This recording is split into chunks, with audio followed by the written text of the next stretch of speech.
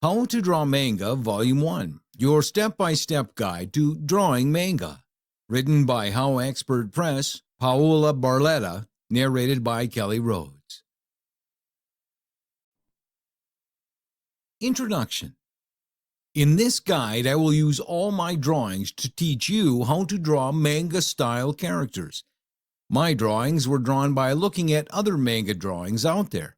I often draw manga characters based on other characters because I think that's a good way to learn the basic techniques. As I've mentioned, the drawings that you'll see here were not copied exactly line for line or dot for dot, but I'm hoping you'll see that I drew the character as close to the original as possible. My drawings are not perfect, since I believe every artist should continually improve their craft, but I'm proud to say that I am satisfied with them. Drawing is a learning process, and I think all artists are continuously learning as they are drawing, which is why I'm also encouraging you to practice drawing every day, like me. What is manga? Manga basically means comics or comic books in Japanese, so if you don't know how to read Japanese, whenever you see the following symbols of kanji, hiragana, katakana, these mean manga. But due to its popularity, people nowadays refer to manga and anime as anything that is drawn Japanese style, with anime being the cartoons and manga referring to the comics. So what is this Japanese style that makes manga characters unique? In my opinion, and I think most people would agree with me on this, would be the following. Big eyes make women and animals cuter. Hair. Hairstyles are usually pointy or outrageous, sometimes impossible, which make them look cool. Chibi. I just learned that this means small child or short person in Japanese. Chibi drawings make the character look like a small child. All the features are simplified and often the head is almost as large as the body. Characters are often drawn this way to make them look cuter. Costumes, like the hair, costumes, uniforms, and dresses oftentimes look impossible and impractical, but this is what makes it look cool. These are only some of which can be noticed immediately, and there are so many others that you'll learn once you try to copy the art of different manga artists. However, not all manga art is extreme. A lot of artists still stick to realistic-looking characters, but to get that manga anime look, a lot of artists use the following. Simple features. This doesn't mean that eyes are just dots, etc. The artist will do that if he wants, but basically, this means only drawing lines and shading that are absolutely necessary to make the feature recognizable. A good example would be the lips. Human lips are usually shaded red to brown.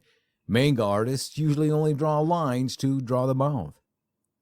Action lines. That's what I call lines, patterns, or sometimes words which are drawn around the character to give an impression of movement or emotion.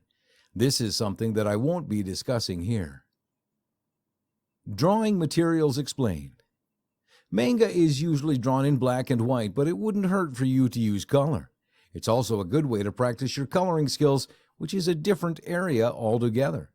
You can use almost any drawing tool or material you want, but beginners might want to start by getting a good pencil and pen before moving on to other art materials. For the drawings on this guide, I use the following. An H pencil for drafting and patterns, a 6B pencil for outlining, eraser, black ballpoint pen for outlining, and coloring pencils, and you can use any coloring materials. Tips before getting started. Okay, a few tips before getting started. Find a good place to draw. This is very important. Your environment will affect how long you'll be able to draw. Find a place with good lighting. You need to take care of your eyes. Play some music if you like, but make sure nothing in the room will distract you. Some people like to draw while snacking, but I wouldn't advise that.